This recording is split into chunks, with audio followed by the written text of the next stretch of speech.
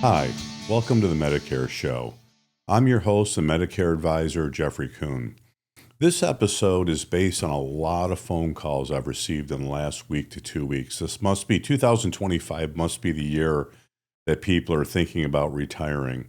I can't tell you how many times, again, this is a really popular topic in the last 2 weeks. I've probably had half a dozen calls a week with questions about I'm turning 65 this year and I'm thinking about retiring or I'm going to continue working.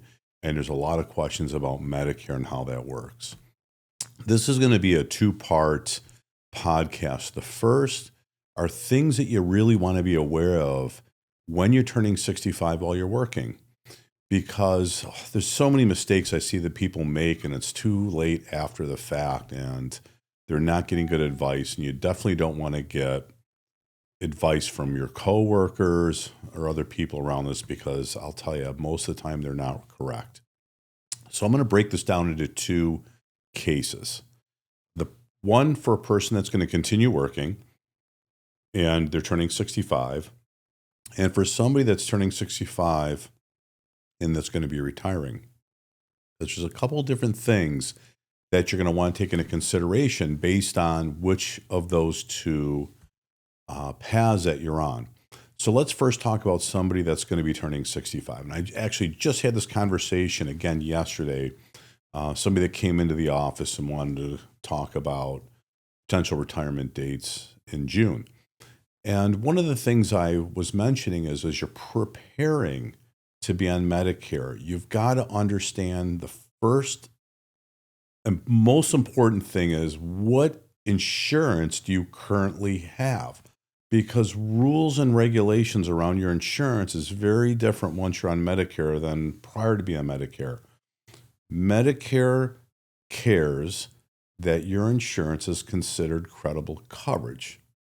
And credible coverage from Medicare standpoint, it means it's at least as good as Medicare. Now, some people think if I've got a group plan through work, it's fine. I don't need to go on Medicare, because people are concerned about paying their Part B premium. And here in 2025, the base premium is $185. And depending on your income, it could be higher. So people don't want to pay that. But the question is, do you have to have Medicare Part B or not? So step one, when you're turning 65 prior, you've got to know and ask your benefits administrator. They should send you a letter every year stating, is your coverage credible? A quick, I'll call it an acid test, and I ask people, do you have a high deductible plan? Quite often the answer I get is no. I have a $1,500 deductible, not a high deductible. That's considered a high deductible plan. Do you have a health savings account? If the answer is yes to both of those, or even one of them, you've got to be careful, because you're not supposed to be contributing to an HSA, a health savings account, 6 months prior to being on Medicare. Technically, you don't qualify for a high deductible plan, because Medicare then becomes your primary insurance, even if you have Part A. So you've got to be careful with this. Now, they say you could get a penalty for your contributions. I don't have people coming and calling all the time saying, hey, I got this penalty. Maybe it's happening, but for the most part, I don't think it's an easily audited item where people are getting flagged for this. So you want to be careful of that. Got to make sure your insurance is credible. Ask.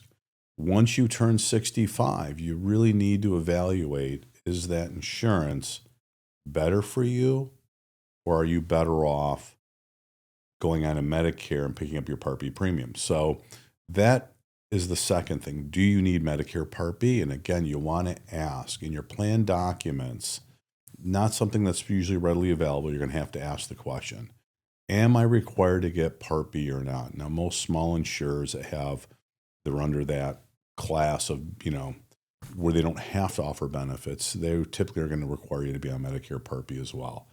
That becomes your secondary. So, I'm sorry, Medicare becomes your primary. That work plan then becomes your secondary. I want to make sure that's clear. So be careful with that, because if you're paying for Medicare Part B, a lot of times these group plans are expensive. So that becomes an important consideration, again, when you're working. So find out, number one, do you have credible coverage or not through Medicare? or in regards to Medicare with your current plan, are you required to have Part B? Those are the first two most important things. If you've got great coverage with low copays, no deductible, your employer's paying for your coverage, and you're not required to get Medicare Part B, you're probably better off where you're at. I've told a lot of people, don't get on Medicare because it doesn't make sense. If you're paying out $600 a month, or you've got a spouse that needs coverage and it's cheaper for you to stay on there and it qualifies and meets Medicare standards, again, you're fine there. But if it's more expensive to stay on your employer plan, you got to compare the options and what you get. A lot of people are surprised and they say, wow, I look at Medicare. Yeah, it costs me X amount of dollars. I don't need a lot of doctor's appointments, but I can get this fantastic plan and I'm paying my Medicare Part B premium and there's not much other cost outside of that. And it makes absolute sense, especially with some of the, I call it the fluffy extra benefits you might get. And they advertise those, and sometimes you'll find you might get upwards of $1,000 a dental, eyewear allowances. There's some other benefits, gym memberships you typically don't get with your employer plans. So be careful with that.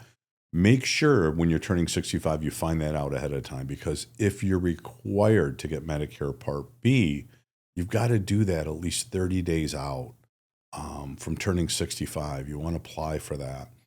And keep in mind, it takes Social Security some time to process it. I have a lot of people that wait and they're 60, the month that they turn 65, because your Medicare Part B will start on the first of that month typically. That comes and goes and they're waiting to get their Part B approved. Issued, I should say. They'll go retro back to the first of that month, but you want to make sure you give yourself at least 30 days out. For applying for Part B, but you don't have to. And really, again, depends on the employer plan. So hopefully you found that a little bit helpful to get you in the right direction. If you've got questions or you're not sure, feel free to reach out, give us a call, shoot me an email. You can certainly post in the comments below, and all my contact information, again, will be in the information with this video. So please look at the next video. I'm going to be discussing if you're going to transition off of work, what are the things that you need to consider if you're already on Medicare? So if you've already gone past this point, let's say you're 70, 75, I'm going to be discussing all the things you need to be aware of as you transition off of an employer plan, or should you transition even for that matter, once you finally retire. So thanks for joining me. Stay tuned and hope you enjoy the next podcast. Thank you. Bye-bye.